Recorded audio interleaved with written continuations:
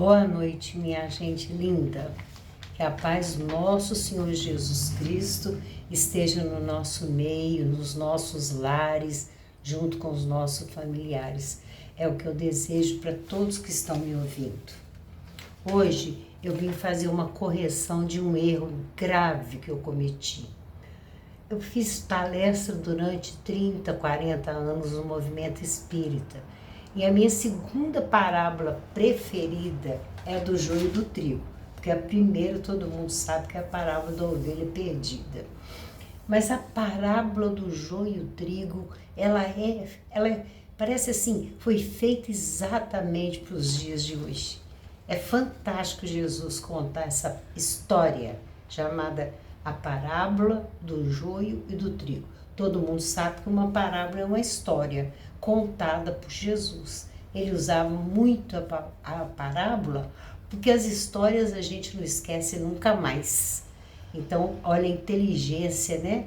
Por isso ele é chamado de mestre. Veja bem, eu fiz essa parábola durante uns 40 anos e sempre disse que o joio é a tiririca, é a erva daninha, é aquele matinho que nasce lá no meio da nossa plantação e que a gente de repente vai lá tirar. Errado, completamente errado, gente. Jesus é fantástico. Eu precisei de viver 77 anos, 78, estou errando aqui, 78 anos para poder compreender o que é joio. O nome científico do joio, olha que nome esquisito, Lolium tremulentum. Eu não sei se é Lolium ou é Lolium. Lolium tremulentum. O joio é igualzinho, é idêntico ao trigo. Alguém já ouviu falar no triguilho? A gente até compra por aí para enfeitar, ele até fica bonito na jarra. O que ele é? Igualzinho o trigo. Ele só aparece na época da colheita, olha que coisa difícil. Só que o joio, esse Lolium tremulentum, ele é vazio, ele é oco, ele não tem fruto. Ele não tem a semente lá no seu interior como o joio tem, como o trigo tem. Aliás, era muito comum se ter, né, os plantadores, aqueles que cuidavam da lavoura, eu não sei se nos dias de hoje ainda tem, muito medo de que um inimigo jogasse o joio no meio do trigo. Porque ele não faz diferença. Então, quando existem brigas, né, entre um lavrador e o outro, um fazendeiro e o outro, um plantador e o outro, é semear, exatamente como Jesus fala, semear o joio no meio do trigo. Olha que fantástico. Quando Jesus diz assim, um inimigo é quem fez isso. Por quê? Os trabalhadores da seara vão perguntar para ele, quem fez isso, Senhor? Nós te vimos plantar boa semente. Quem plantou a má semente? Ele fala, um inimigo é que fez isso. Era muito comum, quando existia uma inimizade, né, entre os dois ou mais, ia lá e jogava o joio no meio do trigo, porque ele nasce no meio do trigo, mas ele só aparece para ser arrancado mesmo na hora da colheita. E uma diferença entre o joio e o trigo é que o trigo é pesado, porque exatamente ele tem o fruto, ele tem a semente no interior ali daquela cápsula que ele tem. Aliás, uma plantação de trigo é muito bonito, é muito dourado, é lindo, eu já vi, muito bonito mesmo. Então, ele fica pesado e ele está sempre voltado com os galhos para baixo. Por que na época da colheita? Porque o lavrador sabe que aquele que estiver voltado para cima, vamos dizer assim, como uma pessoa orgulhosa, que está sempre de queixo levantado, aí é o joio, porque ele é leve, ele é vazio, ele é oco. Uma pessoa orgulhosa, ela é vazia de sentimentos. Uma pessoa orgulhosa, uma pessoa, né, altiva, de uma forma a ser orgulhosa, ela está sempre voltada para o mais alto, no sentido de poder. E o trigo, ele está sempre voltado para baixo, porque ele é farto, ele tem a boa semente. Olha isso, gente, eu estou assim maravilhada.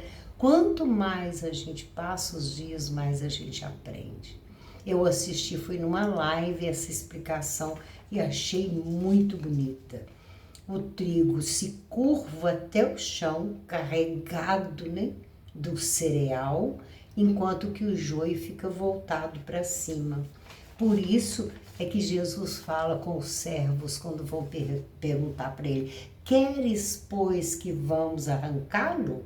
Volta lá no Principinho, há 2 anos atrás, quando eu comecei a gravar, vocês vão achar lá a parábola do joio e o trigo.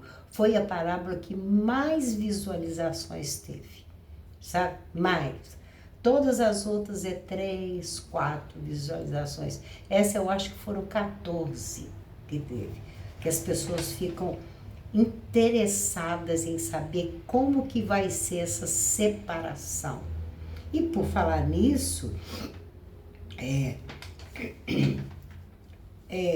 a gente está vivendo essa separação, mas está tão visível quem vai e quem fica, quem vai ser banido, jogado nas trevas exteriores, ou então um outro evangelista já usa um outro termo, será queimado no forno. Era uma palha muito boa para se queimar. Só servia para queimar mesmo, só serve para queimar, né? Então, nós estamos vivendo plena separação do joio e do trigo. E muitas pessoas me perguntam: Regina, como que separa? Como que vai ser? Vai ser com um caderninho na mão? A Regina fica, mas o fulano vai. O marido dela vai e ela fica. Os filhos, vai um irmão, mas não vai o outro, como diz Jesus. Um estará no campo, 2 estarão no campo, um será arrebatado e o outro vai ficar. Então, uma vai ser arrebatada lá trabalhando no moinho e a outra fica. É muito interessante. Como que vai ser isso? Os espíritos vêm, Jesus vem, pega um por um, você vai, você fica. Vibração energética. O planeta está também em evolução, assim como nós estamos, porque o planeta é um ser vivo. Tudo que tem aqui no planeta é vivo. O mineral, o vegetal, o animal, o hominal, tudo é vivo. Então, o planeta também está em evolução. E ele vai entrar, já está começando a entrar, na era da regeneração. E assim, a vibração será mais elevada, a energia será outra. Então, não combina, não fica. Está lá na parábola das bodas, quando Jesus pergunta, o dono da festa pergunta: amigo, como entraste aqui não tendo a veste nupcial? Como que você conseguiu entrar com esse perispírito tão sujo, tão manchado de sujeira?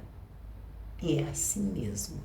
Na hora da festa, só vai ficar quem combina energeticamente com a nova vibração do planeta.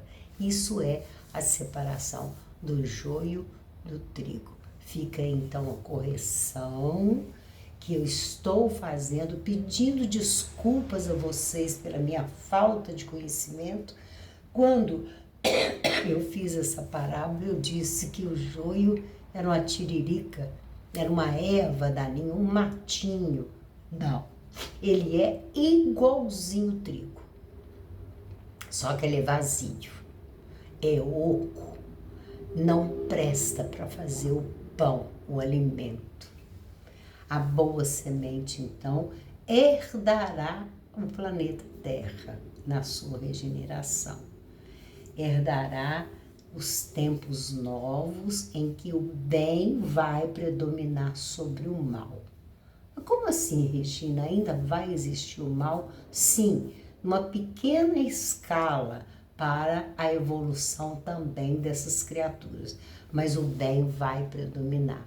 Essa violência toda, essas guerras fratricidas, esse sangue derramado, os nossos pequeninos tão judiados, isso tudo tende a acabar. É a época da pacificação, a época dos pacíficos, a época dos mansos. Bem-aventurados os mansos e pacíficos, porque herdarão a terra. Muito obrigada e desculpa o meu erro. Um beijo no coração de vocês.